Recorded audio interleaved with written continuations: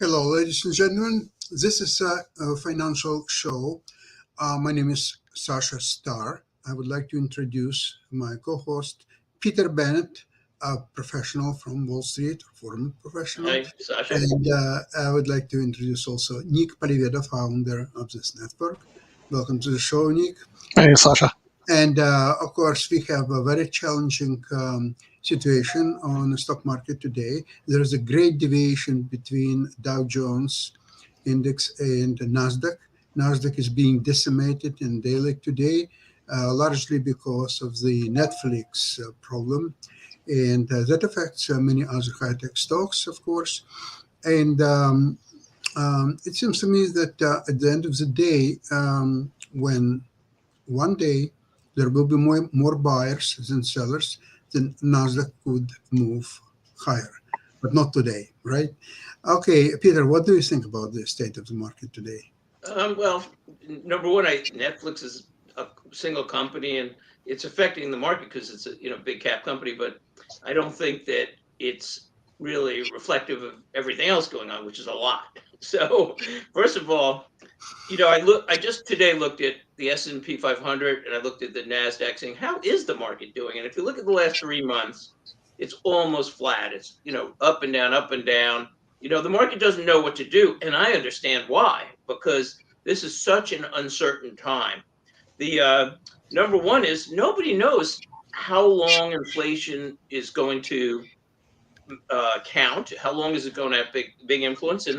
And there's big debates about that. I read a piece by somebody who manages one of the successful mutual funds that he's saying it's going to be the whole decade, and that would affect a lot of stocks. And I've been talking about inflation and energy also for a year, but now the market's talking about it all the time, but nobody knows. So how do you plan when you don't know, the whole macro picture? But here's a few interesting things I learned this week. A lot of interesting things about inflation and energy that I didn't know.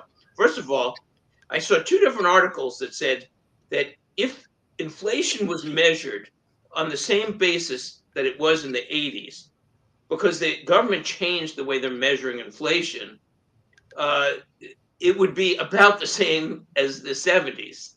So what happened in the 80s is the government began this, we can substitute something formula. So they say, oh, if you can't buy this car, you can buy that car. If you can't buy lettuce, you can buy, spinach, whatever. And so they're always substituting things, but that lowers the inflation rate. But if you got rid of that right now, and food inflation is already admitted that high, but general inflation might be running at 14% right now, which is huge. And I saw an article, I think it was Stephanie Pomboy, who said that credit card debt is soaring now. And because people are trying to maintain their lifestyles, but they can't afford it. And it's sooner or later, this is going to hit a lot of the market. I would stay away from consumer discretionary. Because of energy, I would stay I would avoid most of the year outside the United States totally, because a lot of the countries like Japan are going to have big issues. The emerging markets are going to have problems down the road because the whole world is facing a global energy shortage. Now, another interesting thing I found out this week is, I said maybe 6 months ago, a year ago, that USAC, one of my holdings, had said that the energy companies are putting in 40% less capex. But listen to this quote from Moody's. Just this week, they said, quote, global upstream spending needs to increase 54% to avert a global supply shock. I mean, now this is Moody's saying this, and those are huge numbers, because first of all, they're saying 54% increase in capex, or sooner or later this is going to be a shock. Now, that's not going to happen. Why? Number one, oil companies are not going to overdo what they've done before because they know they may not be in business 20 years or 30 years from now, or they might be hurt. And they're tired of this trend, as OPEC is, of over exploring, producing too much. The price drops down to almost nothing.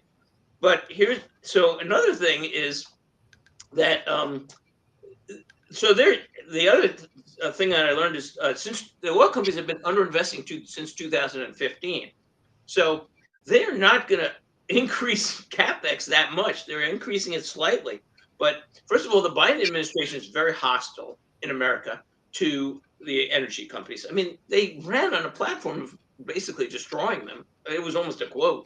But so now a court said that they had to release leases, and they were making this very false argument that, oh, there are 9,000 leases and they should just use those. But that's not the way the oil industry works. It was ridiculous because these leases, some of them might be useless and other ones are being used, and it takes years and years to develop. But so they finally released some leases, and they released 20% of what they normally would have released as new leases, and they charge 50% more on the lease charges. So they want energy prices obviously to go up, or they don't care, or they're beholden to the left or whatever. And you could argue, okay, they want to reduce carbon, and I see the argument for that. I understand it, but the problem is they're not doing that. They're totally ineffectual because last year, U.S. and global carbon, I think it was both of them ran up 6 to 9% each. Because what they're happening is they're fighting natural gas, which should be a transition fuel. They're encouraging people to use coal because they can't get oil or natural gas. They're moving business to China, which is a terrible polluter and pollutes 1/3. So they have no idea what they're doing, or they're political. They're trying to maybe assuage a left-wing base that doesn't know what they're doing, but it's not going to work. So oil is going higher and higher, and inflation is probably going to go much higher. And the interesting thing I'll say about what's been going on with the market flat for 3 months is I heard another commentator say something really interesting, which was, he said, this is not confidence building, because he said what's happening is it's consumer staples, utilities, and energy that have been going up and supporting the market, which is why it's not down. So everybody has cash, so much cash out there. They don't know what to do with it. So they're saying, okay, I'll pull away from consumer discretionary. I'll pull away from Netflix. I'll pull away from these other companies, and I'll put it into more defensive assets or energy. But what does that say if the market's right about the future? Is basically we've got problems with inflation, and the market as a whole won't be able to run forever on consumer staples, especially if rates start going up, which the Fed is probably going to have to do. Okay, Peter, I agree with almost everything what you just presented. My idea usually is that market knows everything. Market is always right, and probably everything is already into the stock prices already there. But maybe not everything. Maybe situation also changing. For example, today I've learned that Russia made a decision to delist all their companies from any foreign bourses, including Nasdaq and New York Stock Exchange, or so on. So the investors in the Russian public companies, they will be getting depository certificates, so they will become investors in the companies which will be listed on only Russian stock exchange. So if they sell, what do they get? Do they get rubles, or what do they get? Yeah, they will be nominated in rubles, and Right. I think they will lose probably most of their money because they will be subject to heavy taxation once they sold their shares, if they can sell their shares, because They can sell them Russian well. market is not doing that well Right. lately. So this is a heavy blow to foreign investors in the Russian equities. We'll see how it will develop. And I think it's even worse than what Chinese did to their public companies. And you know how they suffered, although they're still listed in US, But look at what's happened with good companies like Alibaba, for example. They're decimated. They were almost like at one point $300 a share. Today you can pick it up for $90 a share. So in percentages, it's a huge loss by any means. And so many other Chinese listed companies You know, or Chinese companies listed in US, so to you know speak. what? Two points about what you just said. First of all, I just want to say, yeah, I never invest in China, and I'll tell you why. And because I think their advantage over the last decades was cheap labor. But Yes. now with robotics, suddenly cheap labor is not going to be worth so much anymore as an advantage because then they can run their bureaucracy and autocracy, I should say, and they can get away with it up to this point because they've moved towards capitalism and they've had again they've been manufacturing. They create one third of the world's pollution alone. The rest of the U governments should already have ganged up on them if they really care about this. But and a lot of these woke companies like Nike and that manufacture over there, it's like we're wonderful companies except for we really don't care about pollution, but we won't admit that. It's like, but so that's why. But in 10 or 20 years, I mean, these robots are coming fast. And when you can, and I've talked about it before. I mean, it's amazing what they do. Restaurants where it's fully automated, a robot meets you at the door and takes you to your table, and another one serves you, and another one brings your food and takes another one takes your order, or Amazon now warehouses are starting to have robots in them where they can pick out a particular box, bring it to the counter.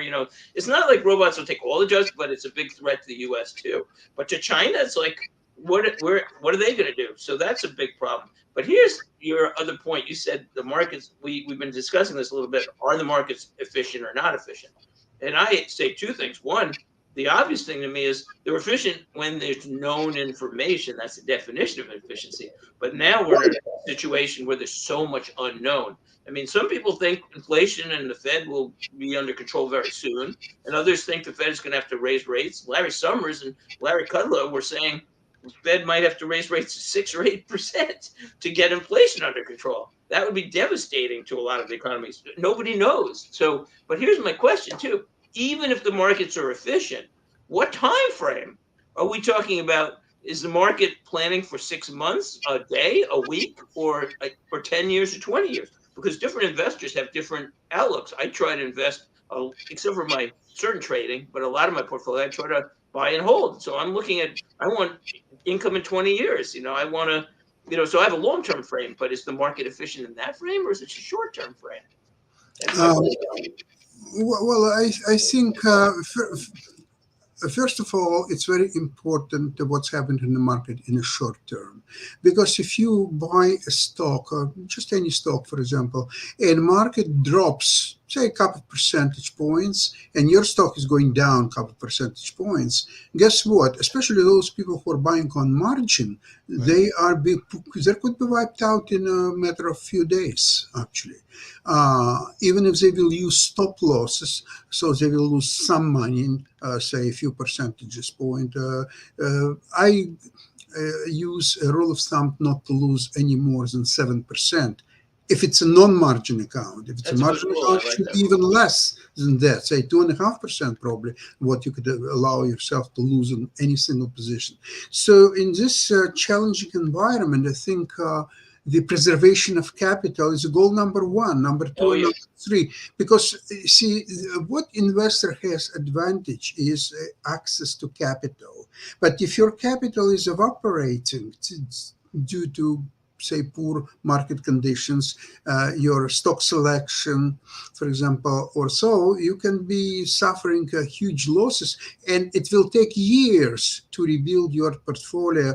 Thank God if your core portfolio are high yield, paying dividends stocks. So if you lose even in trading accounts, say 7, even 8%, it will be compensated by your dividends from high paying dividend stocks. But if you don't have that strategy and you don't have core in the high yield paying dividend stocks, then your situation is horrible, because it will take years for you to get to the just to a 0 point to recoup your losses. It will take considerable time. So preservation of capital is, of course, goal number one.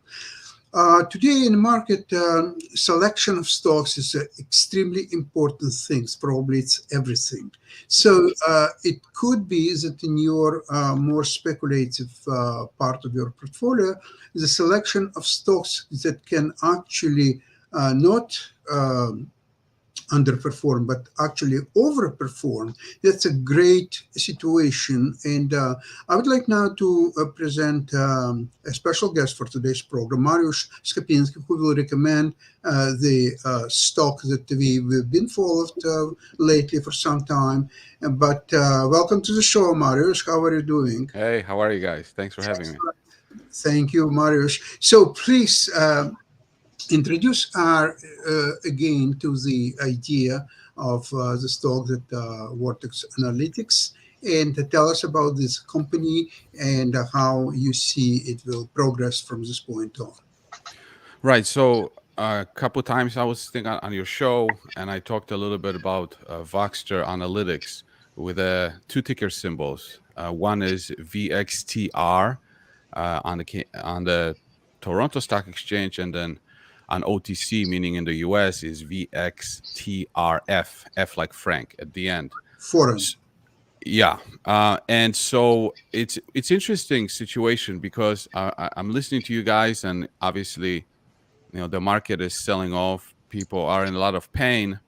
But when you look at something like Voxter, we're hitting all-time highs because of what happened on April 6th of this month, which is one of the catalysts that I was waiting for, which is Fannie Mae approved attorney opinion letter to be used as an alternative to title insurance in real estate transactions.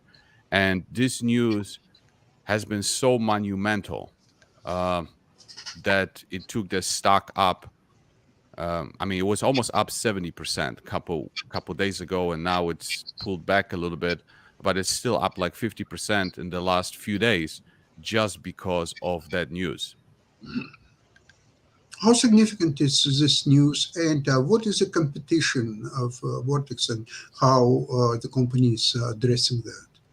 Well, the first thing let's talk about, this is a tectonic. This is a tectonic shift in the real estate space, and more specifically in the title space. And there has been no changes in that space for 75 years. And so what we have right now in the real estate space is that when you want to buy a property or refinance a property, the lender requires the buyer or the refinancer to get a title insurance. And so a title insurance is like a one-time payment, unlike a health insurance or auto insurance. With the health insurance, we pay a monthly payment, but with title insurance, it's just a one-time fee. It could be, depending on the state, it could be $1,500, or it could be 1% of the purchase price. So it's significant amount that people have to pay. But what's interesting about title insurance is that title insurance is like a scam, because usually insurance companies, when they collect premiums, they pay out about 80% in claims of what they collect. With title, they only pay out like 3 to 5%. So the system is inefficient and it's too expensive. So about 3 years ago, Voxter started working with the authorities to introduce a different tool that could lower the costs of title insurance, which is a attorney opinion letter. And so Voxter doesn't have, like, anything special about on the attorney opinion letter, because any lawyer can write an attorney opinion letter. But what's so special about what they have is the process, which means that a lawyer can write an attorney opinion letter, and then that opinion letter gets attached to the mortgage, and then it stays with the mortgage throughout the entire life of the loan.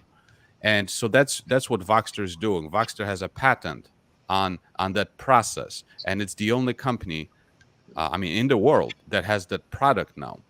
So it's important because the difference between title insurance cost could be between $1,500 to even $5,000, depending on the price of the home, versus a attorney opinion letter is like $500. So you have to ask yourself, if you're buying a house, who in the world would want to use title insurance now when they can go with attorney opinion letter. So the title companies are absolutely freaking out right now because they haven't seen this coming. And then that change got approved.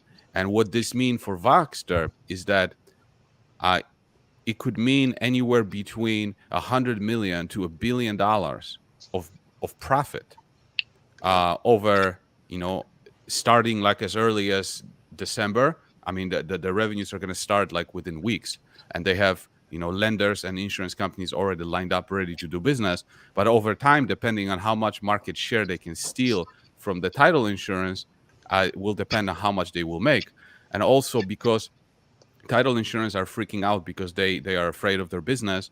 Voxter is going to white label their technology to title companies. So Voxter is not going to like keep it for themselves. They're going to license it out to anyone that's interested, meaning title companies, and that does two things. It increases the profit for Voxter and also keeps the competitors from developing their own technology, even though Voxter has patent on it. Interesting. Nick, do you have any questions? You're familiar with the title insurance. How Yeah. does it work in your opinion? Well, yeah, I'm familiar with it, but in my law firm, we had another person actually specialized in real estate transactions. And so, Maurice, what I'm interested in is how it was there's no question, it was a very profitable part of the practice and the attorneys could actually get commissions for the title insurance. So how are you going to fight the conflict of interest of the attorneys who really like the title insurance because it is a very profitable part of the business for them to issue title policies? Well, how do you fight that? Well, I mean, I Battle? for that reason, I just don't think that that can get 100% market share like right off the bat. It's going to be a gradual process, but also uh, you know uh, it's what the market wants. Like if you pay attention to what Fannie and Freddie are talking about right now, they have a problem on their hand, and even Kamala Harris was talking about it on TV. The problem is that the real estate transactions are too expensive. Right. And that includes the appraisal, and that includes the title, includes everything. They're too expensive, so they're fighting this, and they're looking for solutions. And even on TV, Kamala was talking about how there is discrimination uh, in the appraisal space, that homes with minority occupants get lower appraisal values. So they're looking for solutions, and the appraisal, which Voxter is also involved in, it provides a solution to the entire industry.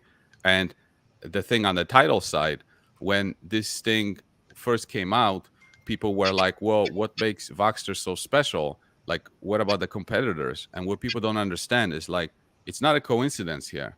Voxter is the one that proposed the change 3 years ago to Fannie Mae. Voxter is behind that change. Voxter is developed that change. That's why what's so special about them. And that's, if it wasn't for Voxter, this change would have never happened. And people are like, how can that be possible for a small company to do this? Well, that's why it's so tectonic. That's why it's so important, because Voxter was able to do this.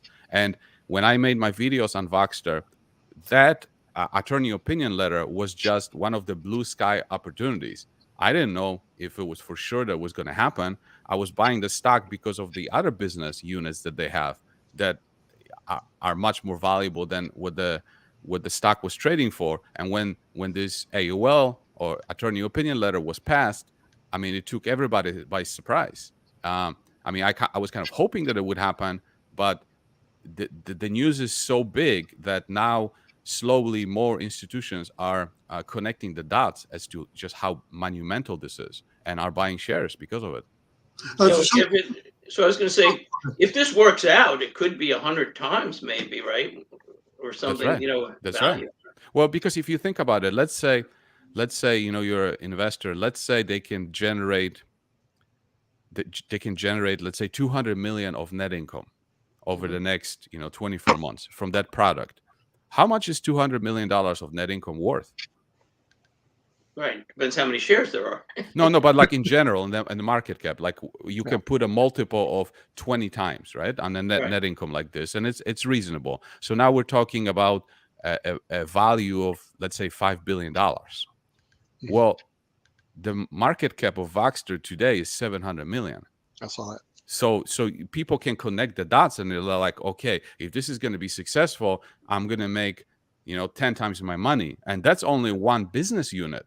Mhm. We're not talking about the foreclosure business, their appraisal business, Mhm. Voxter. I mean, the other businesses are also possibility of $1 billion businesses. We're just talking about one, and you already can see a 10 bagger just from that. So it just doesn't surprise me that people are piling into the stock and are excited. And I guess what's holding them back a little bit is the panic in the entire market. And how they're asking themselves questions like, well, what if the housing market crashes? How is that going to impact Voxter and things like that? So they're just afraid. They're buying, but at the same time, they're very afraid.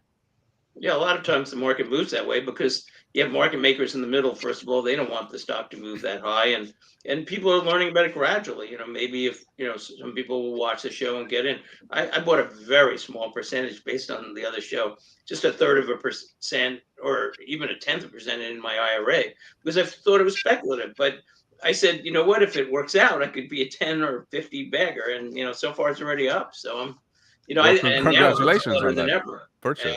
I was thinking of some more even today.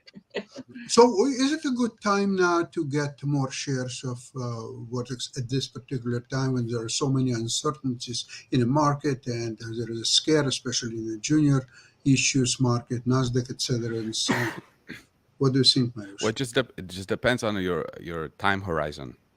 I mean, Say Okay. because 3 to 5 years. yeah, 3 to 5 years, it's a no-brainer. It's an absolute no-brainer. I always tell people, last time we had this much fear in the market was 2008, 2009, and 2020. How did it turn out for those that bought stocks during that fear? If you bought Yes. that, it was pretty good. Yeah, Right. but So this one may yeah, be different. I'm telling you. it's Yeah. always You know different. what the It's always difference was? different. We had a mortgage crisis in 2009, and we had other panics. But this is a potentially fundamental shift, and I'm not sure, but I say be very defensive. I'm very defensive. Energy, consumer staples, other stocks where even my dividend stocks, I'm making sure they have low debt because this could be a very long-term inflation problem. And this now that has nothing to do with Voxter because Voxter could do very well in any environment, but Mhm. in the market generally, this is a very scary time. And you know what? I just want to throw my dividend stocks in because before the show ends, I always like to throw them in. I want to mention a few things, then we can get back to Voxer if you want, Sasha. First of all, I just want to mention disclosure. Spartan, which I advocated maybe less than 6 months ago, 6 months ago, it's up maybe 75%. I just sold it because it went too high. It's like instead of a 4% plus dividend, now it's 2.5. A lot of analysts had it lower. I think it's still good, but they're in the food distribution business, and it's a little rocky for me, and I don't need that risk with now that it's appreciated so much. EPD I reduced to 4.5%. Another one where it went up so much. I said, okay, I don't want 6% anymore, especially because I bought more CEQP, which I really like. It's already up 3 or 4 or 5% in the last day or two. 8.3% dividend. It's another pipeline stock, which I love the pipelines because I think they're the only offensive and defensive structure in the market right now. So I getting 8.3%. E-Trade has it at a price to cash flow ratio of 6, which means its cash flow is 17%. It just, as a matter of fact, even before I bought it, the day before I bought it, and then the next day it raised its dividend 5%. So, but I think some people are saying there's going to be a lot more. It's a very interesting company because it's got shorter pipelines. So unlike a lot of the long haul pipelines like MPLX or EPD that I love, they basically take the gas or oil from the source and bring it to the first processor. So they're very short pipelines, but it's 67% natural gas and natural gas liquids, and 83% of their contracts are fixed. And they have a lot of transparency into their profitability, because what they do is when they make a deal, they already know everything's set for them, because it's a short pipeline, and so they know where to go and where to make the deals. Reasonable debt to asset ratio. So I love everything about it. I put 1% in there, and I added a little more to BSM. Brought that up to 1% too. Blackstone Minerals. And as a preview, I decided I'm going to always do a preview, because I've been so stuck on oil, and I've had these other companies that I really have been doing pretty well. So I'm going to mention one other thing I did today, but I'll go into it next week, and I'll do a rolling kind of thing from now on. So I've been looking forever of a way to get into rare earth minerals. And I look at these companies and recognize some of them, and well, this one's in South Africa, this one, who knows, this one's, but I found a fund called DMAT, Disruptive Materials, and it's from Global X. And DMAT, so I put 1/3% in there in an IRA, because, and that may be conservative, but I think in the next 10, 20, 30 years, the world's going to have huge shortages of rare minerals. They've already said, if you look at the time frames, I don't, certain minerals are going to run out in 10 years, 20 years, 30 years. We'll have zero left. They probably won't find more, or a lot more. So these companies, the other thing I liked about DMAT is the cash flows in the companies, but it's a nice fund because it's 53. So those are my picks for this week. CEQP, which is a nice pipeline company for 1%, and DMAT, which I'll discuss more next week. Mm-hmm. Yeah, very, very good. And of course, I'm staying with my usual high yield dividend stocks, and I just don't touch it, especially stocks like Gabelli's fund, GDV, which pays monthly dividends. That's probably will be the last one that I will sell. Which Gabelli fund is that? The Gabelli dividend fund? Income in dividends. I'll have to look at that. Yeah, they're paying monthly dividends, and that would be very difficult to to get sell, because then you're losing your monthly check, and that's not great thing. But however, on a speculative side, I'm watching now the stock Snap. Snapchat, tomorrow after the market they have earnings, and I think that could be very significant news, not only for Snap, provided that they will have a good report, hopefully. All Nasdaq may rally from that point on, so we'll see. I have a small position in Snap. What's your position? Is it options or shares? Or? No, actually shares. Yeah, I bought shares, and I was selling covered calls against that. That generated, and now on stock side, I'm losing money on Snap. But due to the income from the covered calls, I'm offsetting these losses. And last week, when my calls expired, I didn't sell new calls because of this the quarterly report tomorrow. So I thought that, well, the stock is now $32 or so. So let's see if I will sell 35 calls and stock will shoot to $40.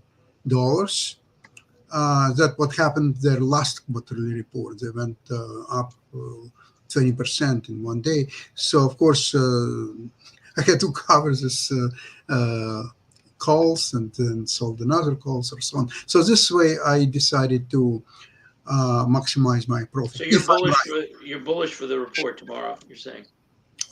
Yes, I am, because what's happened is that 6 months ago they have quarterly report, and the revenue from advertising was not as high, and stock went down quite a bit. It went from $75 to less than 50 in just one day.